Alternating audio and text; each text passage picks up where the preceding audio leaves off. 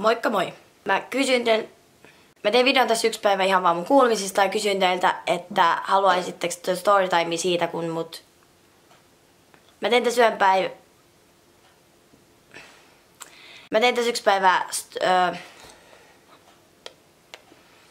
tässä yksi päivä kuulumisvideon, ihan vaan kerroin kuulumisia siinä ja kysyin teiltä, että haluatteko te tehdä storytimen yhdestä asiasta. Ja mä kerroin siinä, että mistä, ja te sanoitte, että tosi monet, että kyllä haluatte, ja mä päätin, että minähän teen siitä storytimen. Eli tämä storytime käsittelee sitä, kun mut vietiin väkisin ambulanssilla Jorviin, eli sairaalaan. Eli tosiaan tähän meni tälle, että mä kuvasin tosiaan sen videon, sen spiritismi-videon, missä mä kerroin, kun mä pelasin spiritismia. No videoihin meni ihan normaalisti ja just kun mä puhuin kaikesta, että voi ei vainoharhaisia juttuja, apua, bla bla bla. Sitten mä lopetin sen videon. Niinpä tietenkin. Siinä on se naava, että tulee. Ei ollutkaan naavarit tällä kertaa. Joo, se oli vaan mun veljen tyttöystävä, kun tuli meille. Mutta tosiaan, niin mä just olin ehtinyt siis 5 sekuntia tasan suunnilleen, alle 10 sekuntia sen jälkeen, kun mä lopetin sen videon, kun mä sanoin moikka niin videolle, niin meidän ovikello soi. No mähän totta kai luulin, että niin kuin naapurilapset, koska nainen soittaa meidän ovikelloa silleen 1000 kertaa päivässä. Meni ihan normaalisti silleen, että joo, mä nyt menen avaamaan. Mulla on itse samat housut päällä, mitä mulla on nyt. Eli mitähän tämän videon jälkeen tapahtuu. Tällaiset yöpökät. Fansit. Niin menin avaamaan oven niillä.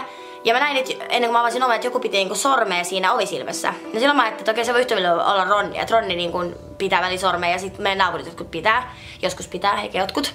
Niin sit mä ajattelin, että no mä nyt avaan oven, koska en tiedä kuka siellä oli. No mä sitten avasin oven ja samalla kun mä avasin oven, mä kuulin ambulanssi. Ja joku sanoi ambulanssi. Mä mietin, että hetkinen, että nyt on kyllä varmaan väärällä ovella. Mä olin silleen, että mitähän nyt on tapahtunut. No sitten kysyi multa, oot sä Krista? Mä olin vaan, joo. Siinä vaiheessa mun sydän rupesi hakkaa tuota ja sataa. Mun ilme meni, tai siis mun naama meni ilmeettömäksi. Mä vaan tuijotin niitä tälleen. Mä olin ihan shokissa. Mä en ole varmaan ikinä ollut noin shokissa kuin silloin. Mä en tiedä yhtään what's gonna happen. Sitten ne sanoi mulle yhtäkkiä, että joo, se joudut lähteä meidän mukaan Jorviin. Eli siis Jorvi on sit sairaala. Mä olin vaan, että anteeksi mitä? Miksi? Ne sanoi vaan, että joo, että meillä on tullut virka-apupyyntö, että sä oot kuulemma uhannut tappaa itse, sä kuulet ääniä. Siinä kohtaa mä olin silleen, että hetkinen. Mä olin vaan, että niin kuin, no way. Mä en oo koskaan sanonut noin. Ja sitten sanoi vaan, että me ei tiedä tästä enempää, kun meillä on tullut virka-apupyyntö, että se joudut tulemaan mukaan. Ja siinä kohtaa mä sanoin, sit kello oli 4:30, mä sanoin, että mä en tuu teidän mukaan, jos ei äiti tuu mukaan. Sanoin silleen, että no mä olen, että äiti pääsee töistä. Sitten mä sanoin, että se pääsee 5. No ei me jäädä odottaa sitä, niin kun tosiaan odottaa puoli tuntia. Mä vaan sanoin, että jos mä lähden teidän mukaan, sanoin silleen, että ei se ole vaihtoehto, että sä tuut meidän mukaan. Mä olin vaan, kiva. No sitten mä annoin niille mun henkilötunnuksen, kun ne vielä kysyi, kun henkilötunnus on, kun mä luulin, että ne oli niinku väärällä ovella. Mä olin, että ei tämä ole totta. No sitten mun veli sitten oli huoneessaan reagoinut siihen, että mä sanoin, että niin kuin mun henkilötunnuksen kerroin, niin siinä kohtaa se tuli ulos huoneesta. Ja sanoi mulle kovalla äänellä ruotsiksi, mutta kyllä tajus, kun ne näki niistä, niin sanoi, että ei sun tarvi lähteä nyt mukaan, jos et sä halua. Mutta mä sanoin, että mun on pakko, että pakottaa mut. Ja mä sit ihan shokissa hädissä soitin äitille, itkin puhelimeen ja sanoin, että nyt mä joudun lähteä noitten mukaan, että ne pakottaa mut niin kuin sairaalaan. Mä olin taas 100 varma, että mä joudun pakkohoitoon. Mä sanoin äiti, että mä haluan niin kuin jäädä kotiin, että ei ne voi viedä mua. Äiti sit sanoi, että kai sun olisi pakko mennä niitten mukaan. Äiti oli ihan silleen, että mitä helvettiä suoraan sanoin. Ja äiti sanoi, että se lähtee aikaisemmin töistä, koska niinku, sitä ei kiinnosta saako potkut vai, mutta se tyttö, se vielä jonnekin väkisin, totta kai se lähtee töistä. Äiti on siis päiväkodissa töistä, niin se ei nyt voi ihan lähteä miten se haluaa, mutta nyt sai onneksi luvan lähteä. Niin laitoin vasta farkut päälle, lähdin niitä mukaan ihan shokissa. Siinä oli mies ja nainen, mies käveli mun edessä, nainen käveli mun takana. Se käveli ihan niinku silleen, että jos mä olin tässä, niin se käveli ihan melkein mun päälle. Mä varmasti tulin niitä mukaan, siis ihan sairasta. Ne oli vielä, kaiken lisäksi ne oli piilottanut ambulanssit, kun mä asutaan niinku C-rapus tässä, niin A-arppu on niinku tuo kauempana. Ne oli piilottanut sen sinne, että me näkis. Ja siinä on ensimmäinen väärä juttu. Mä kerron kohta, mitä ne on tehnyt tässä väärin. Tässä on tehty kaikesta jo valitus, mutta anyway. Niin menin niitä mukaan, koska ne pakotti mut ja sit mä menin ambulanssiin istumaan, ne laittoi vyö mulle kiinni, ihan kun mä en itse olisi osannut. Ja mun isoveli sanoi, että se reagoi siinä kohtaa, kun mä lähdin ulos, kun se yritti katsoa se ambulanssi, että se ei nähnyt sitä. Ja mä miettii, että helvetti, kenenkaan Krista on lähtenyt oikein, että kenen mukaan se on lähtenyt, se oli ihan huolissaan, kun se kysyi multa nimittäin ennen kuin mä lähdin, että pärjät sä. Mä sanoin, että joo pärjään, niin se oli sille, että varmasti, mä olin, että joo. Ja sit ei mitään, kenenkaan mä lähtenyt, kun se ei nähnyt sitä ambulanssia missään.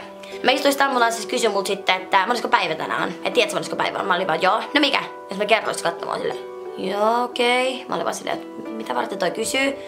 Eli jos mä olisin tiennyt, mikä päivämäärä on, niin mä en tiedä, mitä mulle olisi tapahtunut, koska niin kun, no se selvii kyllä kohta, että miksi ne kysyi mun päivämäärää. Ja sit mentiin tosiaan tultiin Jorviin ja mentiin sellaisen halliin, minä ambulanssit tulee. Ja sitten mä jouduin sieltä suoraan potilastarkkailuun. Sitten sanoin, että tässä on sun sänky. Mä olin vaan, että joo, mä en oo jäänyt sitä minnekään sänky. Mä olin niin vihainen, mä olin pettynyt. Niin kun kuka ikinä sen ambulanssilla olikaan soittanut. Mä olin ihan shokissa, mä olin ihan paniikissa, mä en tiedä mistään mitään. Mä olin ihan niinku autokotilanteesta. Sitten ambulanssikuskit puhui 20 minuuttia jonkun hoitsun kanssa, mä puhuin äitin kanssa puhelimessa niin kauan. Ja sitten se hoitsu tuli oli silleen, että sä oot kuulemma ihmeessä, miksi sä oot täällä. Mä olin vaan, mitä helvettiä mä täällä teen. Se sanoi uudestaan, miksi mä oon täällä. Mä sanoin vaan, että joo mä ymmärsin. Mut kuka sen ilmoituksen tehnyt? No sitten kertoi mulle, mistä paikkakunnalta se oli tullut se ilmoitus. Ja siinä kohtaa mulle välähti, että no niin. Okei. Mä sanoin heti, että nyt mä tiedän kuka se on, niin mä olin niin vihainen sille henkilölle. Mä en varmaan ikinä ollut kellekään niin vihainen, kun mä olin sille henkilölle. Ja älkää turhaan tulko kysyä kuka se on. Mä en nimittäin aio kertoa kuka se on, koska sillä ei ole mitään väliä. Mutta tosiaan, niin tiesin heti kuka oli sitten soittanut, kun kertoi mitä paikkakunnalta se oli tullut se soitto. Ja sit mä olin silleen, että saanko äiti tulla tänne, että se on tullut ulkopuolella, kun sitä päästetty siihen potilastarkkailuun. Sitten se oli silleen, että ei kyllä se varmaan pärjätty yksin. Mä olin silleen, että mä en jää tänne yksin. Sitten se oli silleen, että okei, että oota hetki. Sitten meni pois, se hoitsu tuli takaisin. Oli silleen, että no sä voit mennä tonne odotushuoneeseen ottaa. Mä luotan siihen, että sä et karkaa, kun sun äiti on tuolla. Mä olin vaan... Joka tarkoittaa sitä, mentiin sitten sinne odotushuoneeseen odottaa lääkäriä. Ja niillähän oli niin kiire, että ne joutui ambulanssilla pakottaa mut jorviin. Mutta mä istuin 4,5 tuntia siellä. Et olipas kovin kiire tällä asialla. 4,5 tuntia istuttiin äitin kanssa siellä. Mutta toisaalta jos mä olisin lähtenyt, niin poliisit olisi tullut kumminkin hakemaan mut takaisin. Eli mitä... Hei, mun veli oli just lähtemässä sen tyttöystävän kanssa Itävaltaan just niin kuin seuraavana päivänä. Äiti on ollut sen kanssa kotona, mutta ei se istuisi munkaan jorvista. Eli tosi mukava ilta meillä. No joo, tosiaan istuttiin 4,5 tuntia siellä. Sitten lääkäri käski meidät sisälle. Ja oli mulle siinä, että miksi sä oot tänään täällä? Mä sanoin vaan, että minä en tiedä. Miksi te kaikki kysytte, kun mulla ei ole mitään hajua, mutta pakotettu tänne ambulanssilla. Sitten oli vaan, että okei. Sitten katsoi jotain mun tietoja, silleen, että joo, sä oot ton takia, että sä oot huolta tappaa itse kuulet ääniä. Mä olin vaan, Sitten mä kysyin vähän tyhmiä kysymyksiä. Mä olin, että ei hemmetti, mitä se nyt kysyi, että mikä sun nimi on? Krista Johanna Strömberg. Missä me ollaan nyt? Jorvin sairaalassa.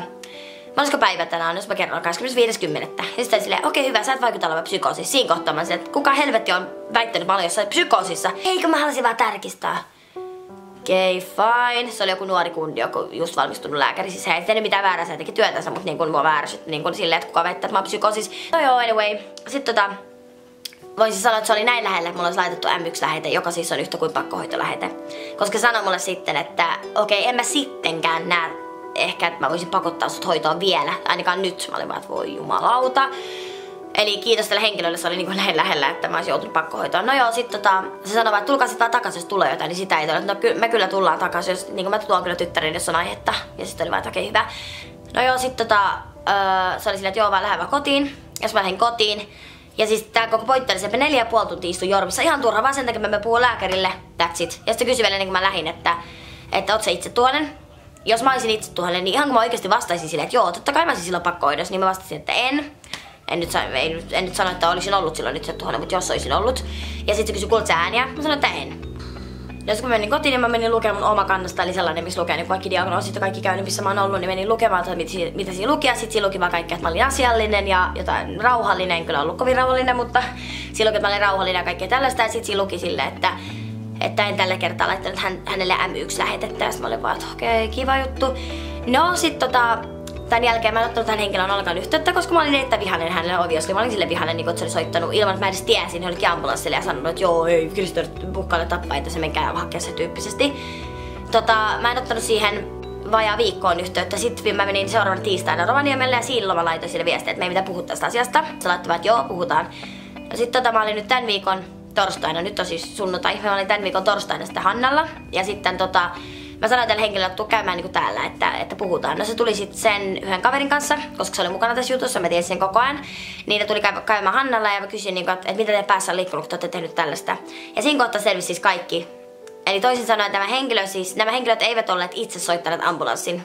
Tai ainakin näin ne sanoi mulle. Vaan ne oli mennyt tämän kaverin psykologille puhumaan tästä asiasta jotain, että mun tilanteessa mitä vaikea tilanne mulla on ja että pelkää on huolissaan musta ja miten ne voi auttaa tälleen. Sitten psykologi oli sanonut, että hän soittaa eteenpäin tästä ja ne oli sanonut, että ette saa soittaa tai että se ei saa soittaa, koska ne on luvannut niin mulle, että ne ei puhu mun asioita eteenpäin.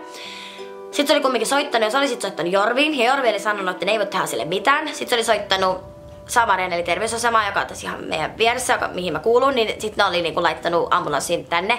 Mutta se ambulanssi ei ollut julkiselta puolelta, mitä se pitäisi olla, vaan se oli joku yksityinen puoli. Mutta mä oon tehty tästä valitus, koska väärät jutut, mitä ne oli tehnyt, oli siis se, että ne oli piilottanut ambulanssin, sitä ne ei olisi saanut tehdä. B, ne ei saisi pitää sormea ovisilmässä. C, ne ei saisi viedä mua väkisin, koska niillä ei ole mitään konkreettista todistetta siitä, että mua saisi viedä. Niillä ei ole mitään papereita, että mua saisi viedä. 4, ambulanssin ei edes olisi pitänyt tulla tuollaisessa tilanteessa, vaan poliisin. Ja toinen syy, miksi ne ei saisi viedä mua väkisin, on se, että mulla ei ole mitään vuotivia haavoja, mä en ollut psykoosis, mä olin ihan täysjärkinen. Ja joo, siinä taisi olla kaikki, mitä ne on tehnyt väärin. Mutta kumminkin ne on tehnyt niin kaiken aivan väärin, joka tarkoittaa, että mä oon tehty tästä valitus ja tää on nyt mennyt eteenpäin tää asia. Mutta tässä oli tää kertomus ja tässä meidän opetuksemme oli se, että jos sä et oo 100% varma, että ihminen ei me kerto kenellekään, niin älä missään nimessä kerro sille yhtään mitään. Ja jos sä kerrot, niin kerro se oikealla tavalla, koska tietysti kaikissa tapauksissa voi tulla väärinkäsityksiä.